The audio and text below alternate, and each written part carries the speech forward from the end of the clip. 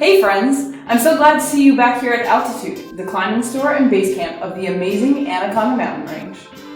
If you watched our video from the store this week, you know that Roxy had to do something really difficult. She had to stand up for some climbers who were being picked on, even though she was afraid that if she did, she would get picked on as well.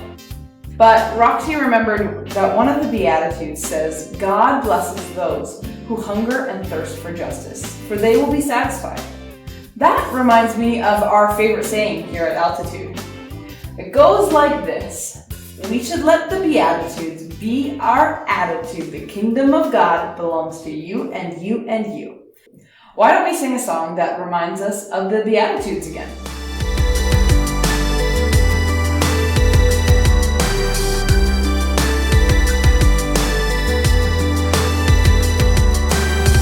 God blesses those who are poor, theirs is the kingdom. God blesses those who mourn, they will be comforted.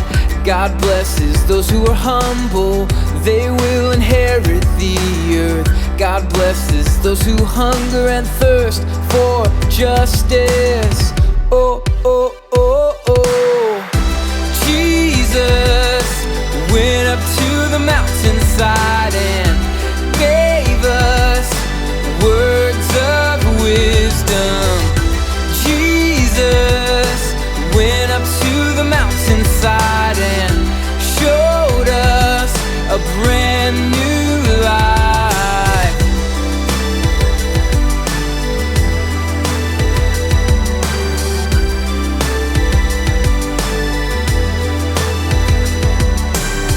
God blesses the merciful, they will be shown mercy.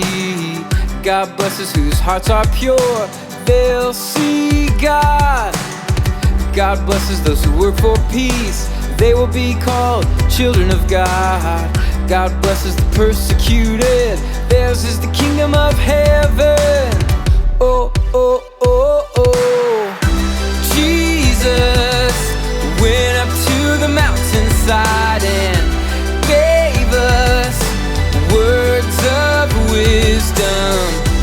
Jesus went up to the mountainside and showed us a brand new life, yeah. Jesus went up to the mountainside and gave us words of wisdom. Jesus went up to the mountainside and showed us a brand new life.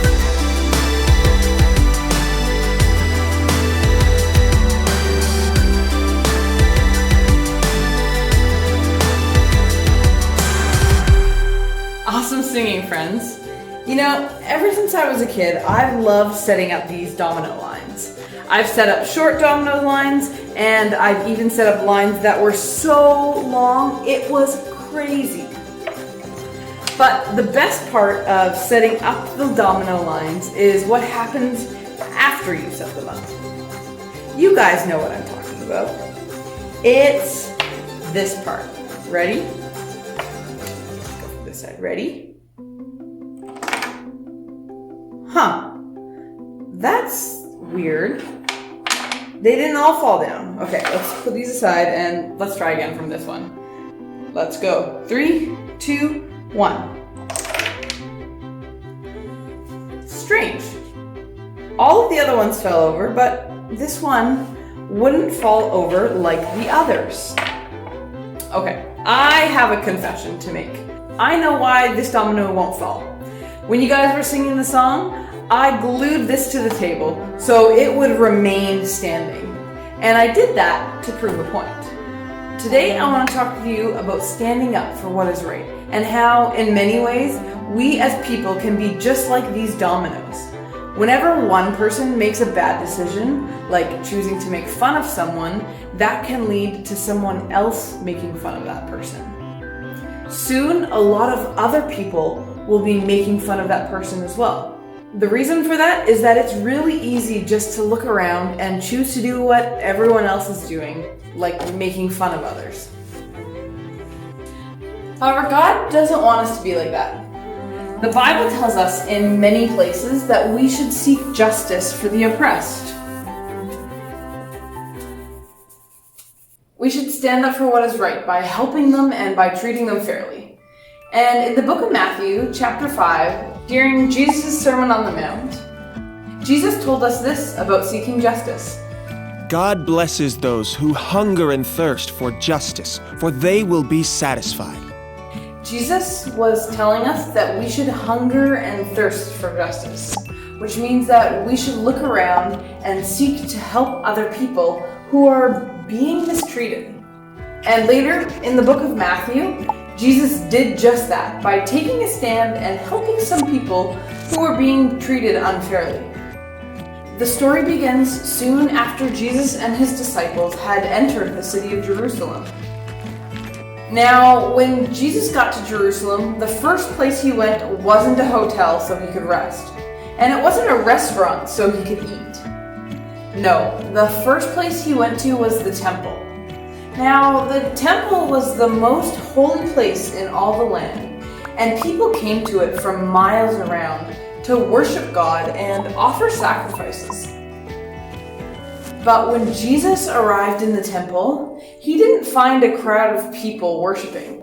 Instead, Jesus found that the temple was crowded with merchants selling animals for the sacrifice, and he found money changers sitting at tables, trading coins.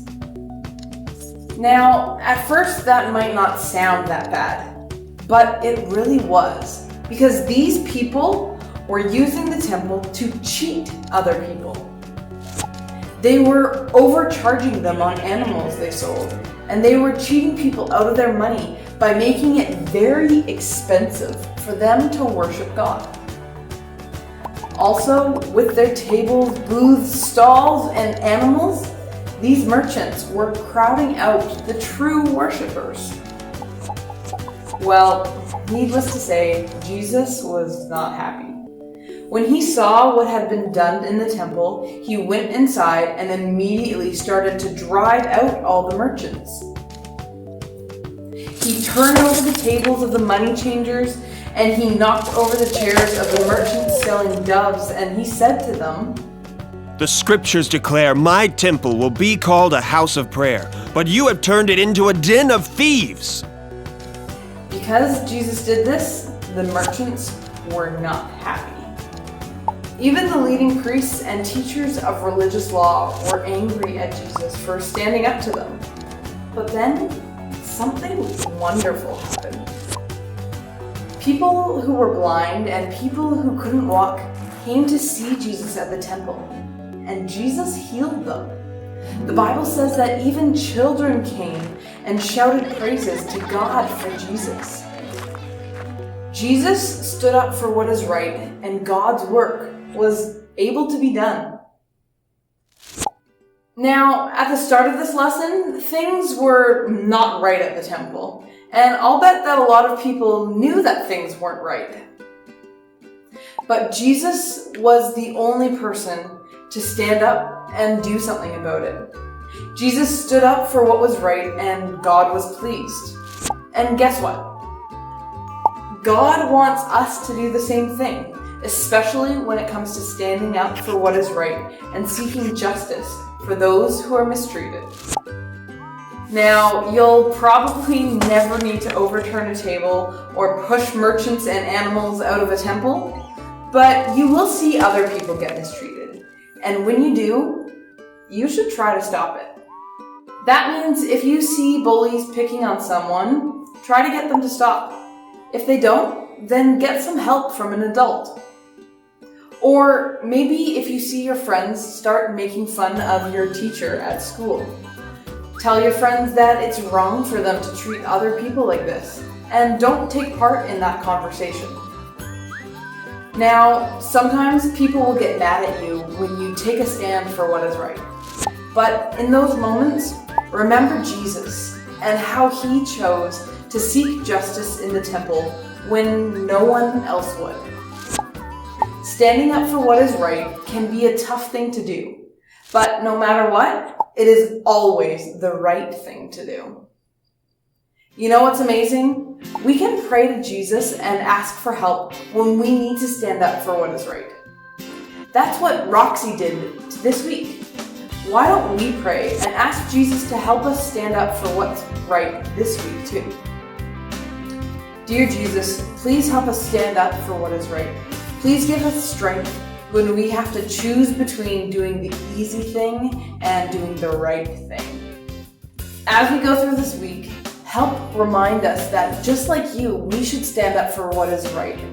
We love you. In Jesus' name, amen. Well, that's all for now. As you go through this week, try to stand up for what's right.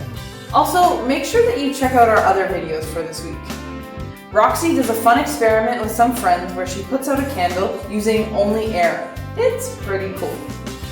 You can find other videos in the links in the description below. I had a lot of fun with you today, and I'll see you next week.